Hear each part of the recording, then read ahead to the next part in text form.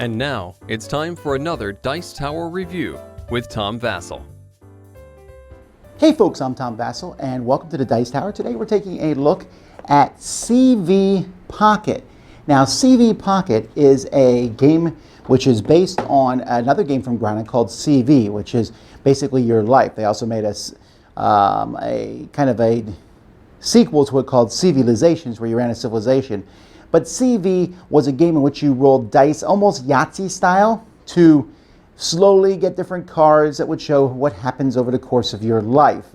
It's kind of a silly Mad Magazine style life. I mean, the things that you get, the artwork and all that jazz. But this game attempts to do so with only a small deck of cards. Let me show you.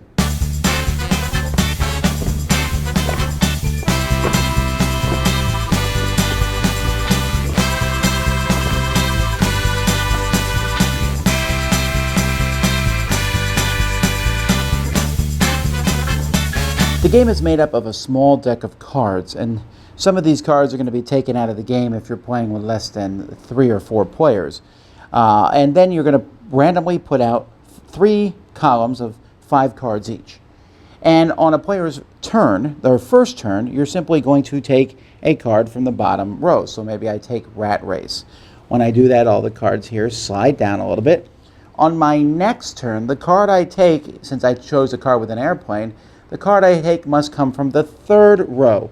So I might take Frequent Flyer, with these cards sliding down again. Frequent Flyer says I must next turn take a card from the 1st row. So maybe I'm going to take Globetrotter. All right, so whatever card you take, that's the row that you will take from next time. With the exception of there is one card called Relocation, which lets you take any card on the board. So if you get that one, you have more options.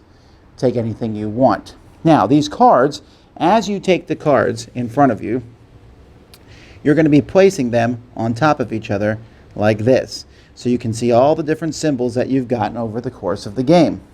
If there's ever 4 or less cards in the middle of the table, or all the players cannot play cards because they all have airplanes, then you're going to refill it up from the deck. And the game will end after everyone has passed, because you can pass in your turn because you don't want a card in your row, or sometimes because there's no row for you to take from, usually when you have an airplane. At the end of the game, you're going to score based on the symbols that you have. The different symbols are going to score you money, the money symbols.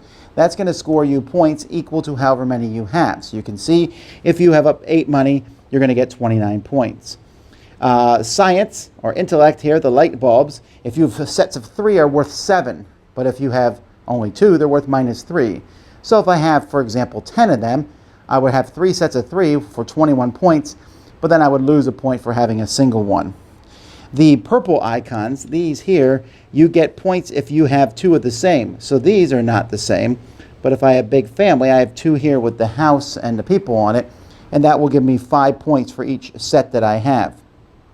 Happiness. Those are the blue icons here. Whoever has the most happiness symbols gets 2 points for each of them. And if you're playing with 4 players, the second place gets 1 point for each. Unhappiness here, the orange ones, whoever has the fewest of those is going to get 2 points for each. And then second most gets 1 point for each. And then some cards will give you points. As you can see here, the Frequent Flyer gives a point for every airplane you have. The Globetrotter gives you 2 points for every question mark or times 2 that you have.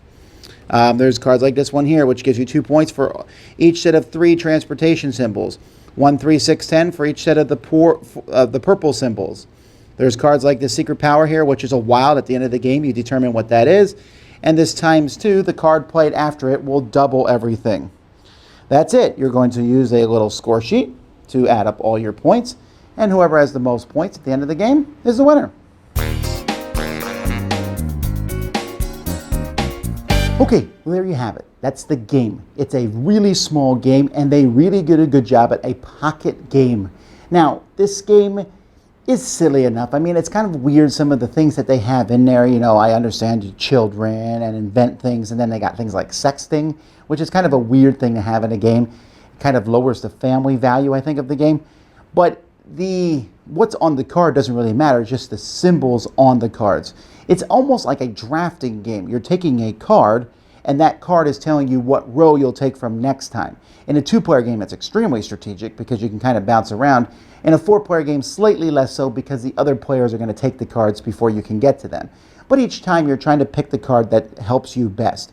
Trying to go for the most happiness, you can get a lot of points that way. Trying to get sets, maybe you took some cards that give you points for specific things, then those are the things you're trying to get. And so I really like it. It's a simple game. We're talking 15 minutes as you sit there and build up your things, and at the end you score everything out and see who wins.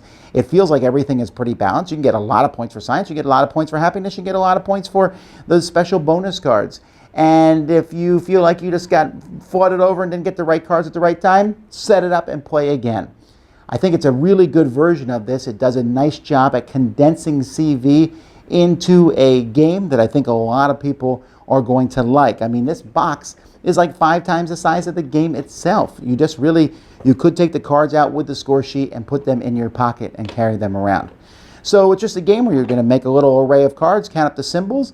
I've seen games like that before, but this one does it really nice, very streamlined. The scoring is really easy to explain to people. It's a lot of fun. Definitely want to check out CV Pocket. Dice Tower Judgment approved! Thanks so much for watching the Dice Tower videos. Find more great videos and reviews, as well as our top-rated audio podcast at Dicetower.com. You can also find other great shows at Dicetowernetwork.com. I'm Eric Summerer, and you've been watching The Dice Tower. The Dice Tower is sponsored by Cool Stuff Inc., where you can find great games for great prices. Cool stuff in stock. Check them out at CoolStuffInc.com. Shut the door!